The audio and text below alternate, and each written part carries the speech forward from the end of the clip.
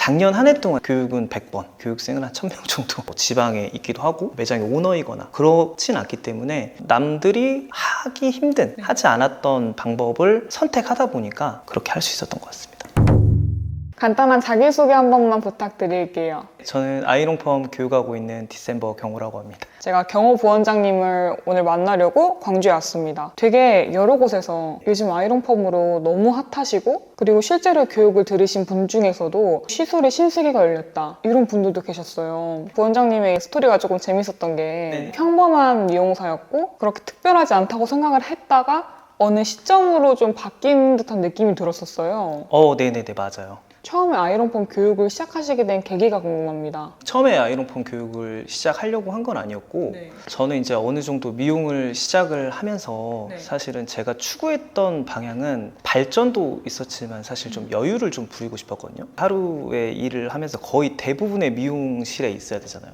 답답하기도 하고 저랑 성향이 그렇게 맞지는 않았어요. 일정 소득 수준으로 이제 올라가면서 이 이상의 뭔가 발전을 하기보다는 여유 있는 삶을 좀 꿈꿨고 쉬는 날마다 캠핑 아니면 카페 이렇게 좀 많이 갔던 것 같아요. 카페에 그렇게 다닌 지가 5년 정도쯤 됐으려나? 근데 그때쯤에 인스타그램을 켰는데 나하고 같은 레벨의 동료들이거나 아니면 후배들이 다 발전해 있는 거예요. 저만 그대로 있었던 거죠. 좀 더 깊이 가보니까 제 또래에 벌써 많은 매장을 하고 있는 오너들도 굉장히 많았고 말도 안 되게 매출하는 그런 하이 퍼포머들도 정말 많잖아요. 굉장히 좀 주눅이 좀 드는 거예요. 그 다음부터는 좀 골똘히 생각해봤죠. 아, 이렇게 진짜 미용하는 게 맞나? 저 나름대로 인생에 좀 도전을 좀 해봤던 것 같아요. 그게 이제 교육이었고 아이롱펌 교육은 해보진 않았지만 평소에 이제 많이 했고 그렇게 해서 한번 시작을 해봤죠. 제가 처음에 어떻게 진행을 했냐면은 일단 아무것도 준비가 된 게 없으니까 아이롱펌 피드를 하루에 하나씩 올렸어요. 뭐 결과물이 됐든 과정이 됐든 아이롱펌은 테크닉도 많이 보여줄 수 있거든요. 그런 부분을 좀 많이 올렸고 그렇게 해서 노출을 시킨 다음에 저를 알리려면 또 다른 게 인지도가 굉장히 필요했어요. 저는 사실 이제 뭐 지방에 있기도 하고 그렇게 뭐 직급이 높거나 매장의 오너이거나 뭐 그렇진 않기 때문에 인지도가 필요했는데 그러려면 어떻게 할까 고민을 해보다가 무료 그 세미나라고 해서 저 이제 그걸 세미나 챌린지라고 부르거든요. 세미나 챌린지에서 유명한 샵을 제가 직접 가서 무료로 교육을 해주고 그렇게 경험을 쌓으면서 매장 교육도 하고 그 다음에 운 좋게 또 랩비라는 회사와 지금까지 정말 많은 교육을 했고 벌써 교육하신 지가 3년이 지나신 거죠? 3년이 넘었죠. 거의 1년에 거의 1000명 정도를 만나신다고. 이제 제가 저를 알릴 때 어떤 문구를 쓰냐면 작년 한 해 동안 제가 교육을 한 게 1년 동안 20곳, 교육은 100번, 교육생은 한 1000명 정도 이렇게 만났습니다. 그 처음에 아무것도 없을 때부터 내가 저변을 깔려고 정말 많은 노력을 하신 거잖아요. 네네네네. 무료 챌린지를 시작하실 때는 직접 제안을 하셨던 거예요, 그럼? 네, 제가 이제 유명한 샵 대표님들한테 다 이렇게 연락을 해서 저 이런 사람이고 기회 주시면 한번 열심히 한번 해보겠다 이런 식으로 해서 교육을 시작을 했죠. 어떠셨어요? 도망가고 싶었죠. 정말 도망가고 싶었어요. 왜냐면은 다 저보다 매출 많이 하고 다 저보다 뭔가 잘났다고 생각하는 그런 분들을 제가 교육을 해드린 거기 때문에 굉장히 긴장도 많이 하고 세미나나 아니면 교육 시작 전에 진짜 도망을 정말 많이 가고 싶었어요.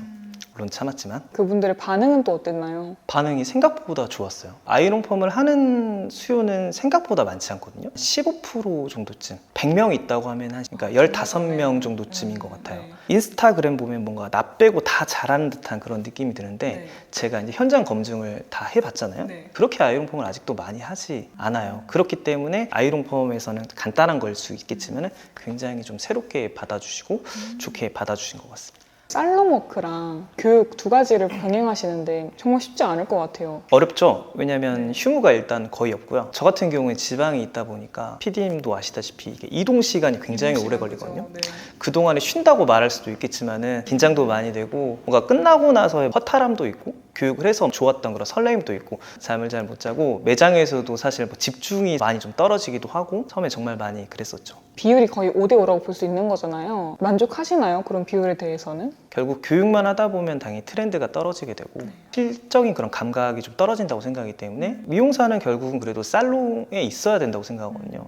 부원장님 보면서 유독 되게 맨 땅에서 하나하나 일궈내서 만드신 것 같다는 느낌이 들었거든요. 많은 사람들이 공감할 게 나는 특출난 게 없다고 대부분이 그렇게 느끼잖아요. 그런데 그 와중에서 내가 잘하는 거를 찾아내고 내가 전문가가 되기 위해서 치열하게 부딪혀 오신 것들, 부원장님의 그때 처음으로 돌아가면 그때는 어떤 마음으로 포기하지 않고 부딪혀 오실 수 있었던 것 같아요? 저는 이제 매출 엄청 많이 하거나 그렇진 않았지만은 나름 단골고객님도 있었고 괜찮았거든요. 미용한 지가 10년이 넘었기 때문에 예전 근무 환경이 주 6일째 12시간 근무 그리고 남아서 연습하고 그렇게 굉장히 힘들게 나름 미용을 했어요. 근데 그게 절대 틀렸지 않다고 생각했거든요.